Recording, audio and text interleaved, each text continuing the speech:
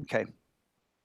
Hello, everyone, and welcome to another episode of The Raw Men. I think we're on 88 right now, and today I'm going to be interviewing Dr. Hector Garcia. He is a psychologist with the Department of Psychiatry at the University of Texas in San Antonio. He is the author of Alpha God: The Psychology of Religious Violence and Oppression. Now, the review that I just wrote of this book on Amazon is that Alpha God is a brilliant assemblage of observations from cultural anthropology, primatology, and comparative religious history, culminating in the most damning rebuke of organized religion I've ever read. It reminds us what savage animals we apes can be, but that we are made even worse when we imagine ourselves to be made in the image of the most violent and jealous dominant male of the troop. Dr. Garcia, welcome to the Raw Men. And tell us how you got started in this. I mean, where did this come from?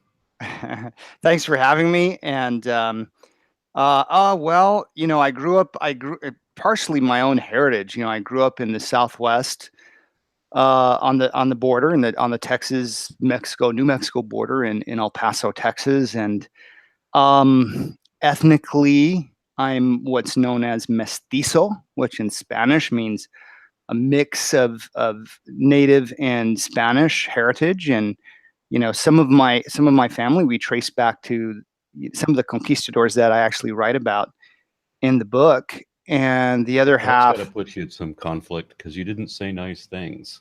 No, I didn't say nice things. My goal is just to be fiercely honest about these things because we need to be.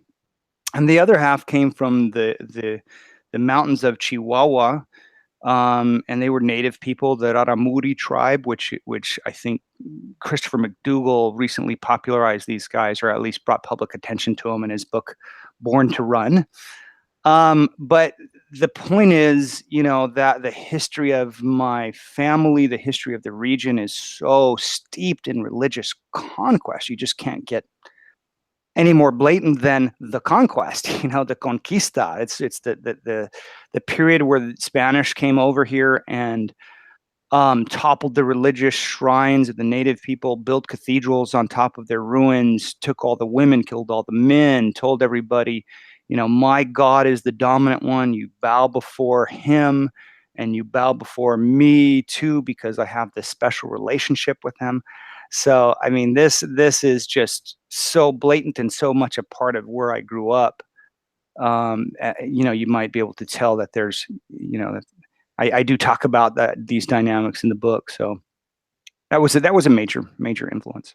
Yeah, it's funny that your education also shines through in your writing. I mean, the first couple of chapters, I remember thinking that I wasn't getting too much out of it because there was a number of concepts important to understand about evolution, and of course, these are already familiar to me, but I realized that a lot of other people wouldn't get those. Yeah. However, after the first couple of chapters, that's when you got past me entirely, and I was on a learning curve for the rest of the book.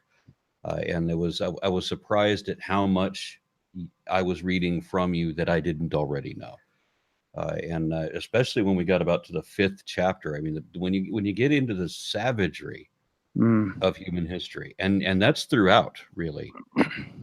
After the first couple of chapters, we just go through this incredible list of atrocities committed in the name of God, and so on. That it was hard not to. It was hard to keep concentrating on the words amid all the imagery that they were producing, of all the conflict and all the ravaging and all of this and all the vandalism and so forth.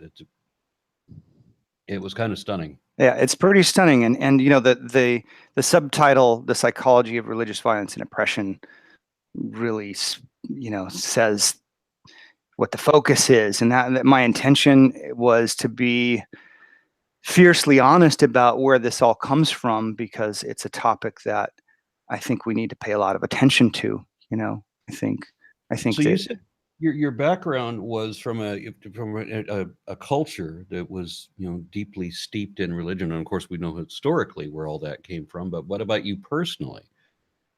Well, I grew up atheist for the most part because my dad was an atheist. He was a Darwinist coming from the Depression era in a sleepy border town, which is a pretty big feat to become a Darwinist under those circumstances. But the rest of my large family was very, very Catholic. Although, my dad being an atheist, there were no prescriptions on what I could think or what I could pursue.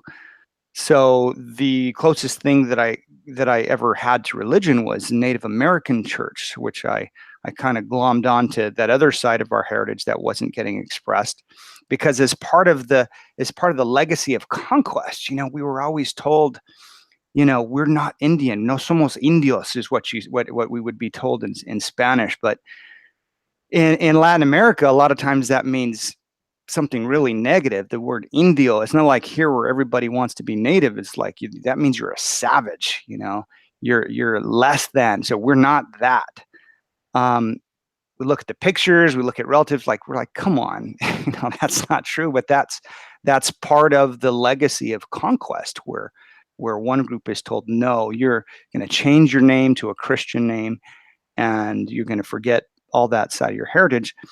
But not having, that restriction in my household, I was pretty heavily part of the Native American church for a good 20, 25 years. I don't know anything about the Native American church. I mean, nothing at all. So Yeah. I'm curious. Is Well, this what is we would call paganism? um, the tradition is very old. It became a pan-Indian movement when the U.S. government started moving tribes onto the reservation system, and became a pan-Indian movement that came out of Mexico, and mostly it's around the use of peyote, the peyote church. So it's a religion where peyote is used as a sacrament, as a vehicle toward meditation and insight. That dates back, at least 10,000 years. Now, this is the stuffing of the peace pipe, is it? Um, Not so much the stuffing of the peace pie. Peyote is a cactus that you eat, that you consume. Um, and some of the rituals are 8 hours long. So that was the religion that I had, but I was always there as an atheist. And the one thing about it that appealed to me, and in some ways still does, is that we were always told, we really are animals. We really are related to animals. We really are from the earth. And when you die, you're going back into the earth. And that was something very different from what the Catholic side of the Where they want to mix. teach that we are apart from nature, not a part of it, and so we are not of the world. We're not of the world. We're not of nature. We're superior to nature. We're in a special dominance position above all the rest of life, and that just really doesn't square well with the biologist in me, whereas the other tradition did.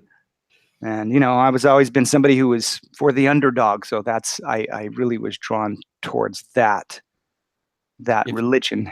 if we could just for a moment, can you just share a couple more of the beliefs to give me a better idea of the Native American church? There are a lot of different rituals. That the Peyote Church is a very central one, and I wouldn't say that there is a unified set of beliefs. It's just a use of that medicine as a vehicle to self-understanding, to understanding your place in the cycle of nature, um, to connect with your ancestry, in a way. When you think about them, when you think about where we come from, um, it's often used for a specific purpose. So you call for a ceremony that lasts 8 hours for a specific reason, where everybody comes supports you. Like, you're struggling with alcoholism, or one of your relatives dies, or you want to celebrate because your child graduated college or something like that. With Um, the what's an afterlife belief for this church? it varies a lot. It varies a lot, and part of this was that when natives were forced onto the reservation system, um, they were struggling to retain their identity in a milieu where their identity was being stamped out very intentionally by the federal government, who assigned different religious denominations, like, the Catholics get this reservation, the Mormons get this reservation, and and convert everybody.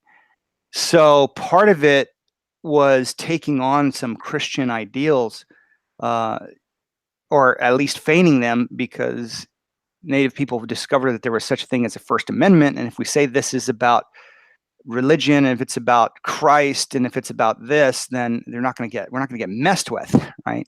But it was really about, yeah, but we know what this is really about. This is really about the earth. This is really about being connected to our ancestors. So it was kind of hidden beneath the veneer of religion. But then again, some people really buy into the Christian element of it. Some people really reject that element of it very vehemently. Um, it's a mix. It's a kind of an eclectic mix of beliefs. Well, I like in the book that you don't. I mean, you mention Christianity quite a bit, but you don't stay fixated on it, even though it's the dominant demographic in this area. I mean, you make a lot of references to other religions, particularly Islam, and when you're going over the list of atrocities down through history, you're certainly not just focusing on Christianity.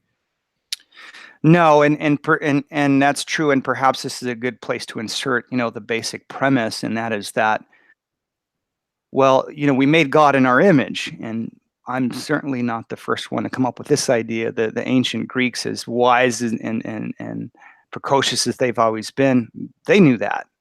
But what I talk about is how we've projected our primate legacy onto our notions of God, because across the world's religions, like you said, in Islam, in Christianity, in Judaism, and in polytheistic religions, you usually have a male God.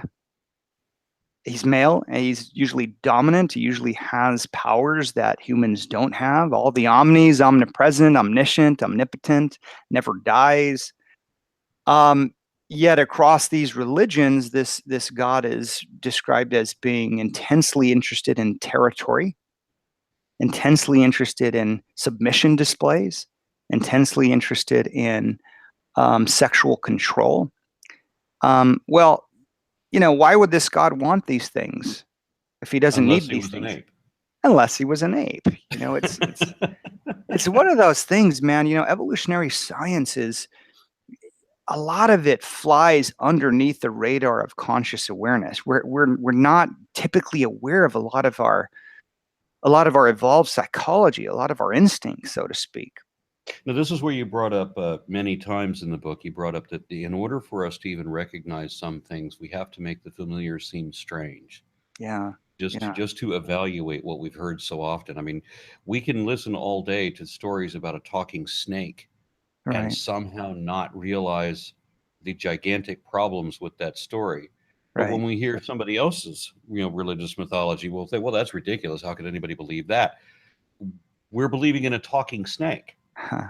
Yeah, yeah, yeah. Well, just as we're blind to our own cultural myths and how ridiculous they may sound, we're also blind to our evolved psychology. Why God would be interested in, why would he would be so sexually jealous? Well, of course he is. That's what we tell ourselves. But when you really step back and look at it objectively, it's like, why? That makes no sense at all.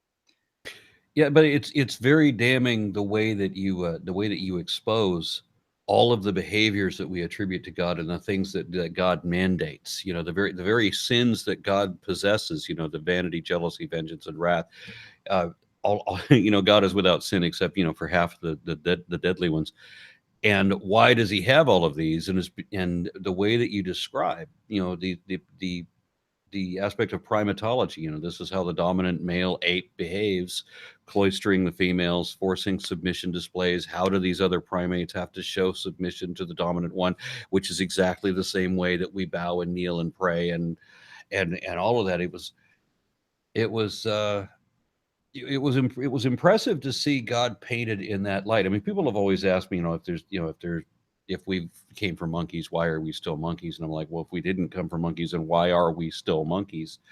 And And if God made us in our image, then that means that God is an ape. Yeah. And basically, you've written an entire book to explain exactly that, just a lot more eloquently than I just did. Oh boy, well, just look at the kinds of things we sacrifice to God. So when you look at other primates, they give up contested resources to the alpha, which is often a male, not always a male, but often a male. Food, if there's a contested food resource, you give that up. Sex, if you're a male, you steer clear from the dominant male sexual claims. If you're a female, you have sex only with the dominant male.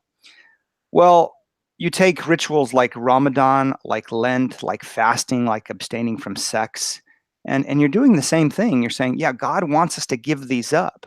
God wants us to give these up to show him respect, to show him honor. Well, God doesn't need food, right? God doesn't need sex. Why would a being who never needs to replicate himself into the future care about sex? Why would he care about food? He doesn't have a body. We care about these things because we're apes, because we're biological creatures that require these things to survive and to perpetuate ourselves across the generations. So yeah, I mean, even the seven deadly sins. I mean, the sin of gluttony and the of lust. I mean, these are sins against the dominant male. But they're also natural drives. Ah, You have a drive for sex, you have a drive for food, and so humanity keeps denying themselves that. And you've given some examples of how people want to deny, that they're being part of nature, that they don't want to accept that they're animals.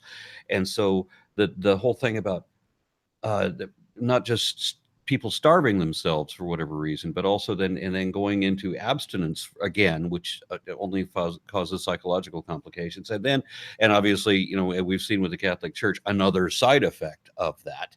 If it wasn't, maybe people go into the priesthood because they already have these proclivities, or maybe these are aggravated by the abstinence thing. I don't know which one it is. But then when people go even further and start castrating themselves and doing the ape thing of defacing people literally and tearing off genitalia and removing nipples or whole breasts or whatever, the violation of the body, the circumcision, again, being such an incredibly pointless ritual to cause an unnecessary amount of pain, to deny a basic natural urge or a drive in obeisance to this thing we've made up, this dominant ape, which doesn't even exist. there's so much cognitive and neural architecture that we have designed to navigate the primate hierarchy. There are neurons specifically designed to recognize dominance. So, of course, when we look into the clouds and see faces, that face is an ape. That face is a primate, just like we are. And there's a huge legacy of behaviors, of drives, of imperatives that come along with that. But again, they just don't reconcile with this notion of an everlasting being like most of the world's religions have in their gods.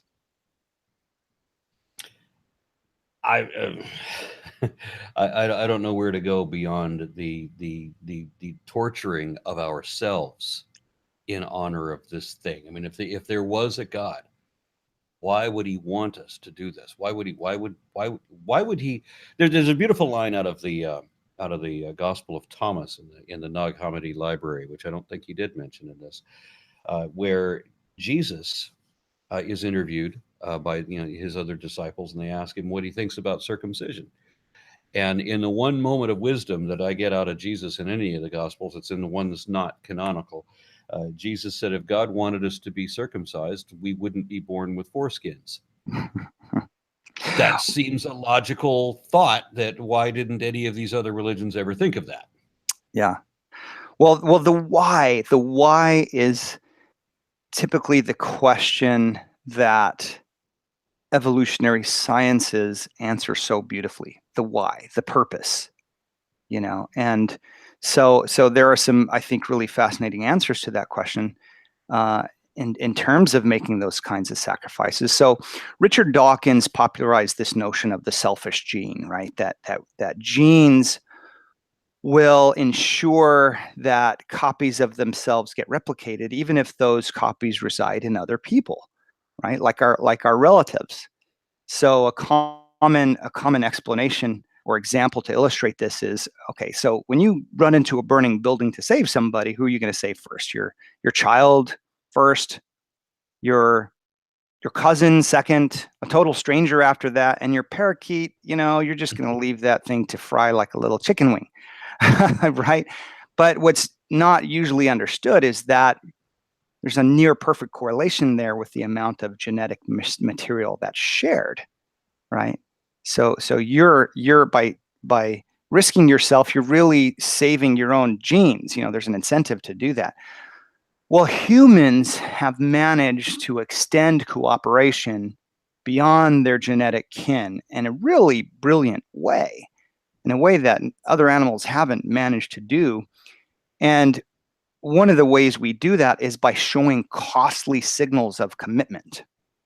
Signals of commitment that are hard to fake, because cheaters on the cooperative exchange are costly to us. So just think of a warrior where during battle he conveniently disappears into the woods while his comrades are laying their life on the line to defend the tribe.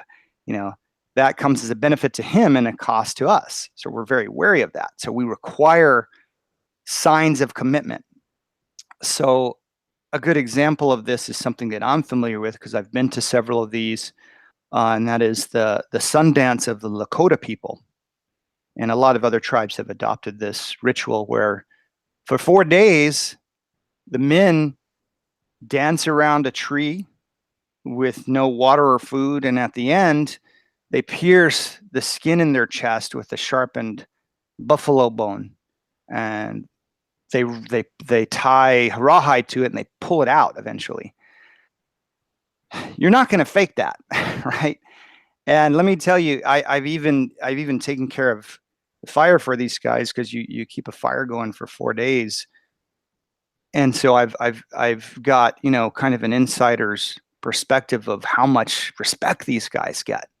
You get a lot of respect, and Richard Sosis, an anthropologist out of UConn, University of Connecticut, calls this the 3 Bs: behaviors, bands, and badges. So behaviors that are hard to fake, like praying 3 times a day, long pilgrimages, things like that.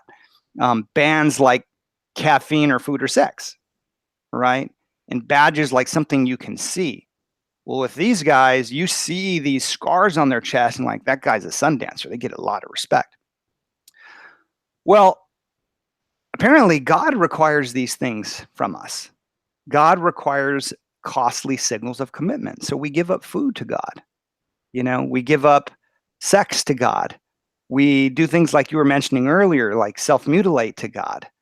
Well, why would God want that? This is something that we do because acquiring resources is risky. It takes energy. We need resources. So if we're going to help somebody else, we got to be sure they're not screwing us over because of the energy expenditure that costs us and the risk that costs us. So you have this all-powerful being of the entire universe. Why would he need for us to prove that we're sincere in our commitment? Doesn't need anything from us. Does that make sense? Yeah, God doesn't need any of these things, but we need these things. Not just our community needs these things so that they know that they can trust that we are, we're fully immersed in the delusion. Right. It's also, I've noticed that people will put themselves in positions where their belief has to be correct. We've got this idea that if you believe hard enough, that you can make reality be the thing you believe that it is. You just have to really, really believe it if you believe hard enough. And so we have to commit to this belief so extremely that a lot of people will put themselves in compromised positions so that the belief has to be true. Like the guy famously when they in 2011 when they were the world was supposed to end according to one of these prophecies, and this one guy ends up spending his entire fortune on billboards advertising the end of the world. So he's in Times Square, absolutely impoverished, in his 60s. He's in his sunset years with no money at all. And there's a beautiful photograph of him checking his watch, confused, when the world didn't end as predicted. And Wow. the people around him are just laughing hysterically at this man who's done this foolish thing, because he wants to be so committed to this that he absolutely has to believe it. And so he puts himself in a situation where if he doesn't believe it, what he has to believe it, right? So he doesn't have room for doubt because he's committed to every dollar he has. And other people in that same event had tried to murder their own children in order to save them from the rapture. So this one woman got a box cutter and slit the throats of 3 of her 4 daughters, Holy crap. That's trying to, astounding. yeah, you're trying to save them from the devil, right? So I mean, how immersed is she in this belief? And then when the thing doesn't happen, no matter what their level of conviction is, how firmly they believe that, it still didn't happen. So it doesn't matter how much you believe something, it's not going to make it come true. Yeah, and it's just a monumentous waste of time. But and my angle is explaining, why do we make these sacrifices to a being that ostensibly wouldn't require them? For that matter, one of the foundational credo of Christianity, this idea of Jesus Christ, of God making the ultimate costly signal to us. He Yeah. give up his only begotten son.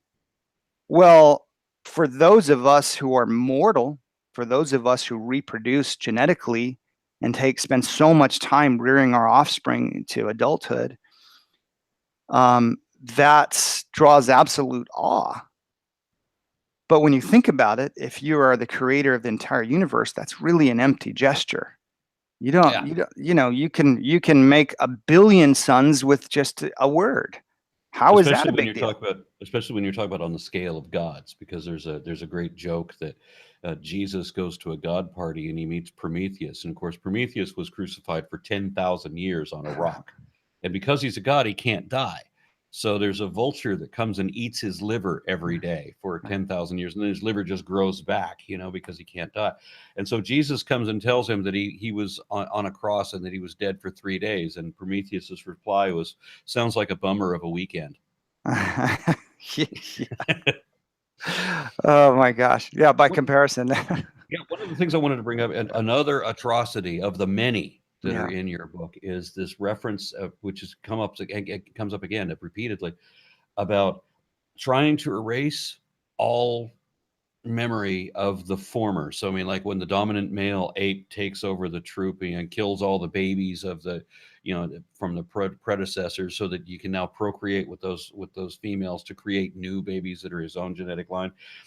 And how the religions, again and again and again, like every culture around the world, destroys every remnant of the predecessor. Like the reason that we have so many Greek statues that are missing heads and arms and such, when we have one religion coming in and decides that we have to destroy all the artwork of antiquity, or like when Al Qaeda destroyed the giant Buddhas in Afghanistan, or a number of other examples, like you mentioned, about people that had to change their names to a Christianized name. Or my wife's family comes from Vietnam, and they were forced to change their language as well as their religion. So they had a unique character language they had to surrender and create a new language that was authorized by the Catholic Church and the French conquerors. I don't. This also is an atrocity to me. Just the very idea of coming in and taking your culture and saying, for whatever reason, these various aspects of your culture are now going to have to change to become our culture. Yeah. Yeah. And what's fascinating to me is just how neatly that overlaps with just what primates do and other mammals do to establish territory, to claim territory. It's a territorial marking. When the Spanish rode their way across the Americas, that's what they did. They toppled all the religious structures of the native people living there, and they literally built cathedrals on top of them. Like you said, the Buddhas of Bamiyan. The Taliban destroyed those because it was displeasing to Allah. the male god. He doesn't like displays, territorial markers from the other religion. This is really primal stuff. I said Al Qaeda. I should have said Taliban. My mistake. Yeah. Yeah, these examples where it's not just the artwork. It's it's telling people that they have to convert their religion, that they have to change their language, they have to change their name.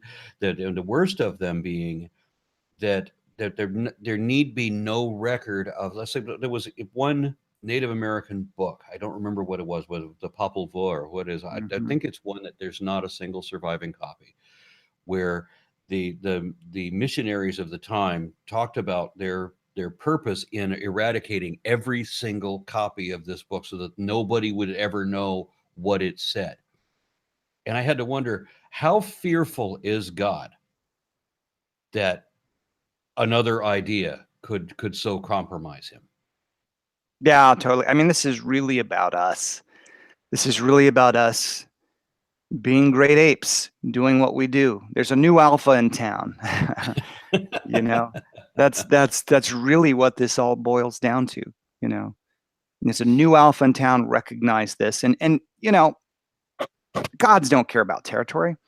There's no god in the world who ever cared about territory in the universe, who ever cared about sexual control or Yeah, well, power. suddenly somehow the dominant ape that is currently in charge of most of Western religion is all concerned about sex. Yeah. Just across the board, just everything about sex it's obsessed with. And why is it always repressive? Why is it that you're not allowed to enjoy sex? And why is it you can't be responsible about sex? Why do you have to lie to kids about sex? You know, and all these in every possible way, in all these practices. Why does every aspect of it, even in the most positive attributes of it, still treated as sin? Yeah, why do gods seem to be so obsessed with virginity? Why do you have to take vows of chastity for gods? Well, it all boils down to this fear of cuckoldry. You know, the term cuckoldry comes from the cuckoo bird that suckers other birds into rearing its young, which is very costly. You know, all the risks and energy expenditure that you take to feed an offspring that's not yours, that's a very risky proposition evolutionarily. Men are immensely concerned about this and have been throughout our history. That's why men have, before the advent of birth control, men have been so obsessed with virgins because they come guaranteed to be free from your rival's genes, right? An omniscient God should already know if a child is his, you know, and Yeah, well, an omnipotent God shouldn't really care, you know. So you would think that an omnipotent God one wouldn't would care about think, this, but it seems to be even worse than that. There's prohibitions against the enjoyment of this world because people want like graham crackers. Very few people, Americans, realize that we have these graham crackers which are actually covered now in sugar and coated, and they have cinnamon and brown sugar and everything, and they're very sweet. But when they were originally invented, the guy who invented the graham cracker, whose name is Graham, was a religious zealot who wanted a bland Melba toast cracker that had no flavor to it at all because we were not meant to enjoy things, anything. We had to suffer through this life to make the afterlife more valuable. yeah, yeah. Well, I mean, this falls right in line with the primate dominance hierarchy. You know, you give up the things in life that he claims preferential access to: food, sex. You don't enjoy it, you repress it. You know, without understanding the reproductive dynamics, it's kind of confusing.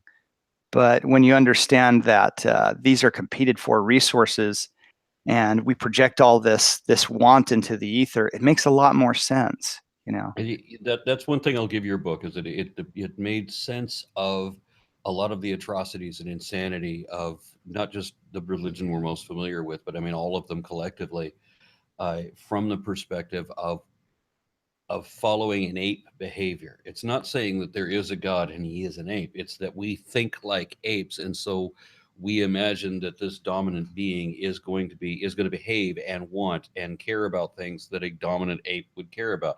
Well, obviously, we're doing this subconsciously, but Right. we're still doing it nonetheless. Right. Yeah. If reptiles had gods, they'd look like reptiles.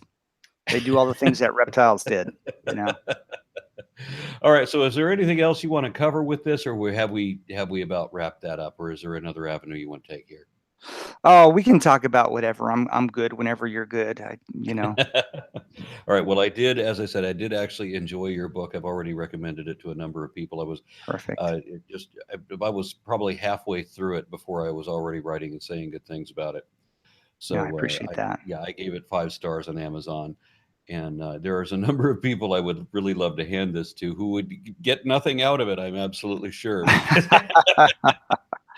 because they'd read it with all the biases of denial, so that they'd make sure not to understand anything that they've read. I've seen people who have that ability.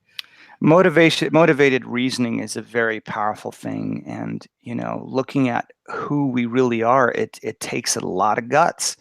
We have to look unflinchingly in the mirror, and that can be scary for people. And I should mention, I have a book that's coming out in spring. It's kind of taking these similar concepts and applying them to political partisanship. Why do we have political parties? As it turns out, a lot of it has to do with mating behaviors. So there's this idea that's been bandied about in the popular press that Republicans are the daddy party, Democrats are the mommy party. Republicans have a very male kind of quality about them, being hawkish, being into territory, being suspicious of the outside tribe, controlling sex, right? Being sexually restrictive. Whereas Democrats are more empathic, they're more into social services that involve provisioning, the mommy party.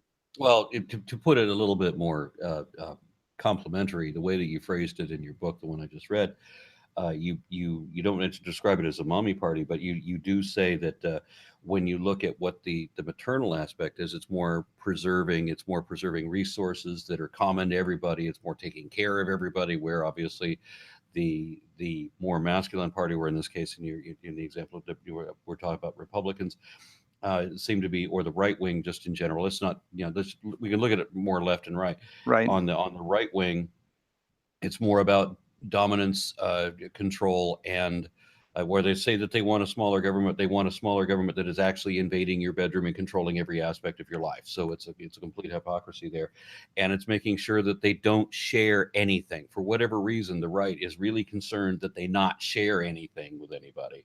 Exactly, Yeah. exactly. So the next book is explaining that, how we arrived at 45, the irrationality we see in politics, because how many of us have looked at what's happening and just shake our heads like that just is so doesn't make any sense. It's so irrational and primitive. So like the next book is explaining that.